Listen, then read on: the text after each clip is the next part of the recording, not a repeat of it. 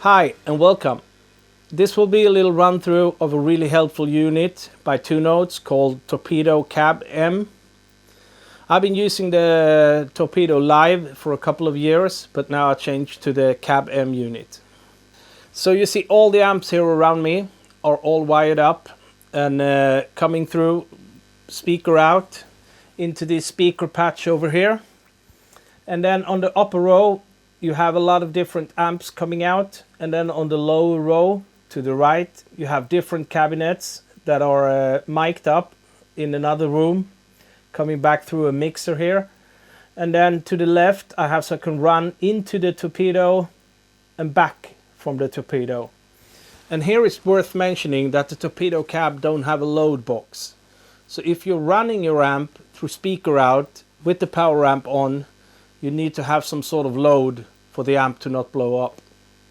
But this is not really a problem, since most modern amps are getting almost all of its sound in the preamp section. What you can do is you run the effects loop send into the Torpedo unit, and then in the Torpedo unit and wall of sound software you add a power amp emulation. And then you can use the same power amps as your amp has, or different ones, and record dead silent in the middle of the night.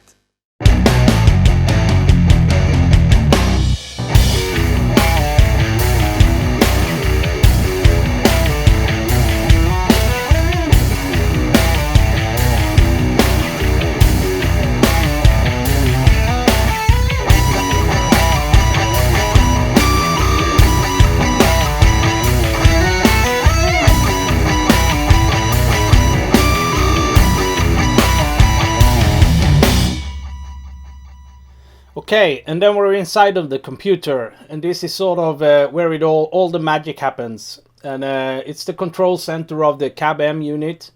You can also do this through your iPad, but since I'm working in the computer and record in the computer, I might as well do it in here. And when in here, I normally use it in two different ways. Either trying to make a sound that will complement the mic'd up sound, something that I can add and record both at the same time, or trying to achieve as close as possible to the mic'd up sound. And then it's really worth mentioning that what the C.A.B M and Torpedo are trying to emulate is the sound of a mic'd up guitar amplifier. So the sound you're having when you're standing in the room blasting your amp, it's not what it's trying to emulate. It's trying to emulate the mic'd up sound. And miking up or DI will always alter the sound a little bit. And so basically trying to get a tape ready sound, something you can either record, get on tape, or out in the front of house PA system when you're doing a gig. And the first thing I do in here is choosing the speaker. And today I'm gonna try to achieve a sort of King's Exy style, dirty crunch kind of tone, something like this.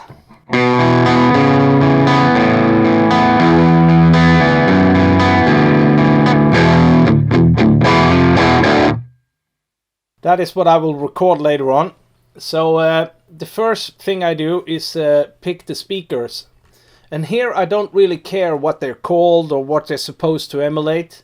I'm just picking one that sounds good, and that could end up being a speaker that I will never use in real life. But if it sounds good, it is good. But today the amplifier is hooked up to a cabinet with Celestion V30 elements, and that's what I'm gonna use here too. It's also a great reference speaker, since everybody knows it. Everybody has experience with that speaker, so they know how it sounds. And there we have that. And then after that, what I'm gonna have then is miking it up the same way I do in the recording room, which is one SM57 dynamic microphone and one Royer R121 ribbon microphone. So that's what I'm gonna use here too. And I'm gonna start with the SM57. So there we have that. Dynamic 57, and this microphone I want it as close to the grill as I can get it, but I do not want it straight in the middle. So I'm going to use it, move it a little bit off axis. And in real life, that would mean where you have the center of the speaker and that meets the cone, there is a line, and that is exactly where I put it. So I'm going to do that here too. And from experience of using this, I know that that position is sort of around 18, 19%. So this is what we have then.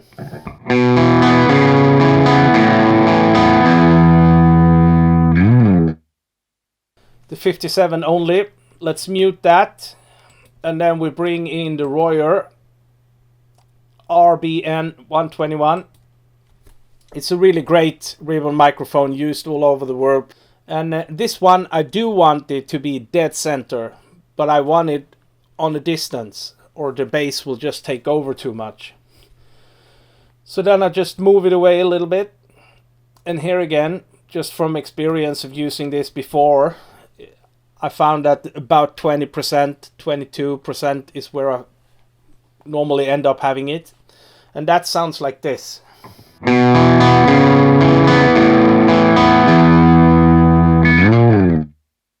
And then I mix those two microphones together, and then we get...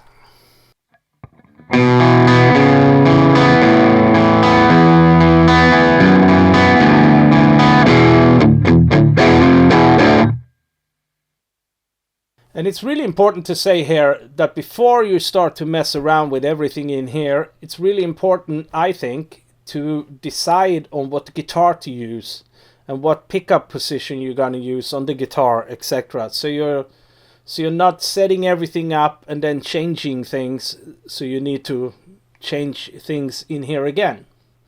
It's just to save yourself some time. Okay, I think I have the microphone positions right.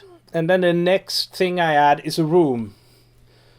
And the room is just to add a little bit of reality, in my opinion. And for me, I don't want a huge room added, because I can't remove later on. But later on I can add more. So I'm using a dry studio, the Studio A, and not that much of it. But it adds just a tiny bit of ambience. And here's the difference. So here's with the studio room.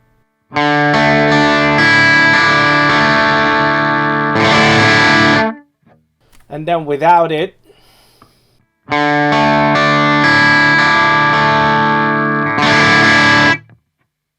Not really a huge difference, but it's there.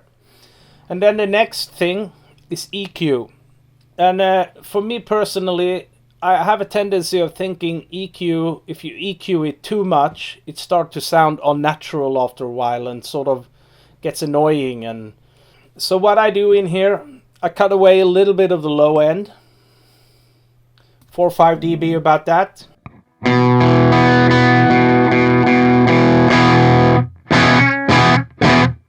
Something like that.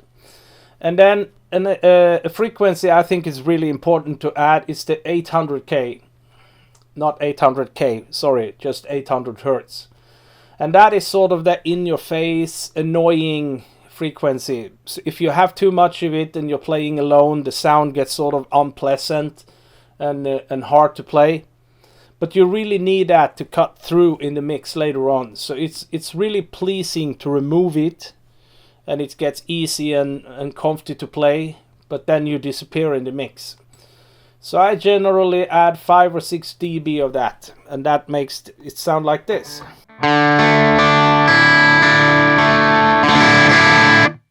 Not a huge difference, but if I remove it,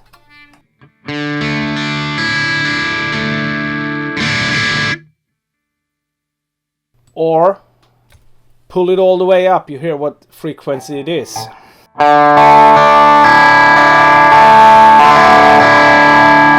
A very annoying one, but you want it in there.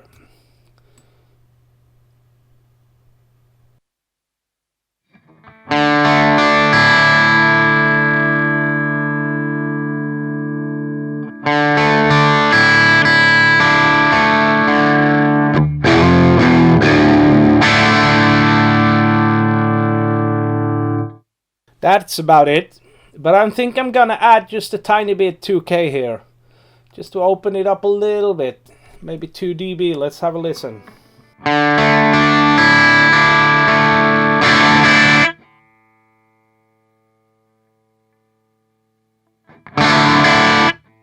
Yeah, we definitely need that.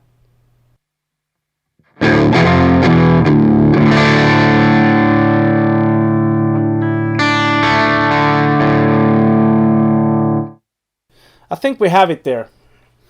And that's basically what I'm going to do right now. And now I have the luxury of A-B comparison with the DI sound and the real mic'd up sound with just pushing 2 buttons. So let's try that. Here's the DI sound.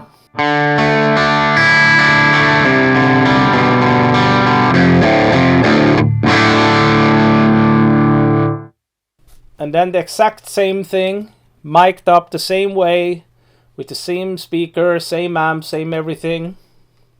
Real thing.